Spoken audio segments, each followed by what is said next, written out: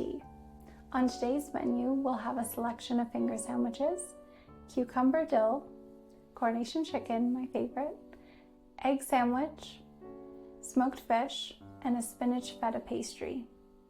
We'll have scones, cranberry thyme orange, and plain, served with clotted cream and raspberry jam. For dessert, we'll have a flourless chocolate cake, Passionfruit Macaron, and a double berry cake.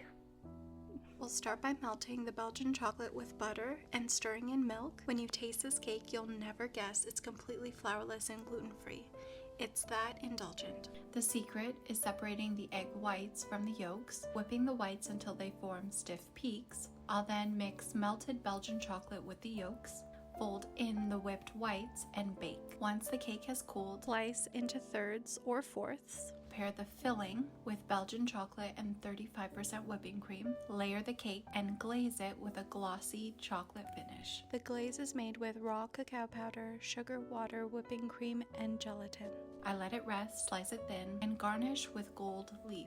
Our Passionfruit Mango Macaron features a crisp almond shell with a smooth, tangy passionfruit and mango curd, a refreshing and balanced flavor combination that's perfect for a light and fruity treat. The recipe features the French method and the Italian method for making macaron. For all of the recipes that I share with you, I want you to be able to make your dish right the first time. And for something like macaron, it can take a few tries.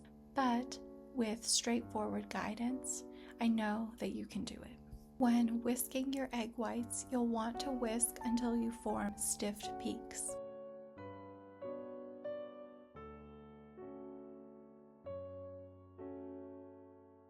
You'll gently fold the dry ingredients, which will be almond flour and icing sugar. You'll add your desired food coloring. The batter or dough is ready when it flows smoothly in a figure of 8 without breaking. And you'll want to fit a piping bag with a circular tip. And you'll want to gently pipe the macaron, release the pressure, and swiftly pull up. When making macaron shells, it's important to allow them to rest for at least 20 to 40 minutes or until the surface is completely dry. You'll know it's completely dry when you run your finger over it and it doesn't form an indent. When you make the curd, I like to use fresh fruit, but you can also use a canned or juice as well. Cook the curd until thickened. Press plastic wrap onto the surface to prevent a skin from forming and allow it to set in the fridge. It's always nice to see the lovely feet that form on the macaron. Here I'm making marshmallow and adding fresh mango. When we pipe it, it'll be a ring of marshmallow filled with the passion fruit curd. When piping macaron, arrange them in 2 rows, one facing upwards and the other downwards, so you can pipe more efficiently. Pipe a ring of mango marshmallow, fill the center with the passion fruit curd, gently top with a second shell, and let them rest in the fridge overnight. This resting time allows the cookies to develop their signature chewy texture. For the double berry cake, start by making the chiffon layer. Separate the eggs, whisk the egg whites, add salt and sugar, and form stiff peaks. In a separate bowl, whisk the yolks and vanilla bean paste. Sift the flour, add milk, avocado oil, and gently fold in the eggs.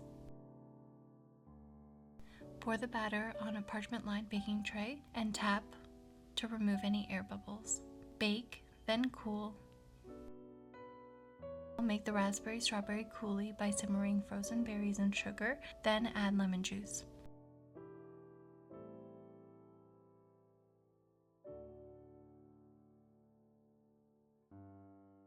Whip the 35% whipping cream with sugar and add a bit of the raspberry strawberry coulis to tint the cream. Once the cake has cooled, it's time to layer the cake. It'll be cake, cream, coulis, and repeat. Finish with the glaze and top with fresh raspberries.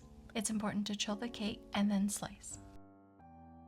To make cranberry thyme orange scones, start by adding flour, sugar, salt, and baking powder in a bowl or the bowl of a food processor. Add cubed butter and rub it or pulse it until the mixture resembles breadcrumbs. Add orange zest, fresh thyme leaves, and dried cranberries. Add whisked eggs and milk, and pulse or mix until it forms a soft dough. Lightly flour work surface, roll out the dough, and using a cookie cutter, form the scones. Place them on a lined baking tray, brush them with egg yolk and milk, and bake in a preheated oven set to 350 degrees Fahrenheit for 15 to 20 minutes or until golden. Serve with clotted cream and raspberry jam. Scones are buttery and slightly crumbly, and there's so many different combinations you can make. Blueberries and orange zest sounds great, and cheddar jalapeno chives sounds incredible for a savory scone.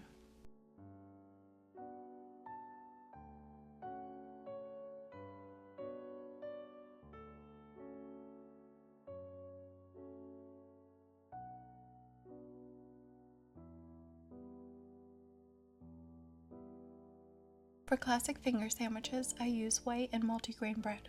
At the bakery, I ask if the bread can be sliced lengthwise. That way you'll have lovely sheets of bread. This is a butter keeper. It keeps the butter soft and fresh at room temperature for longer. For a classic cucumber sandwich, I use a peeler to make uniform slices.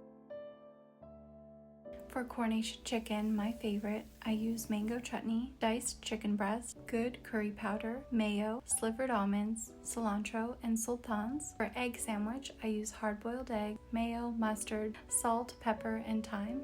For smoked fish, I use either smoked salmon or trout with cream cheese and capers. For the spinach and feta pastry, it's chopped, sautéed spinach, crumbled feta, and a touch of nutmeg, all wrapped in a buttery puff pastry with a lattice top.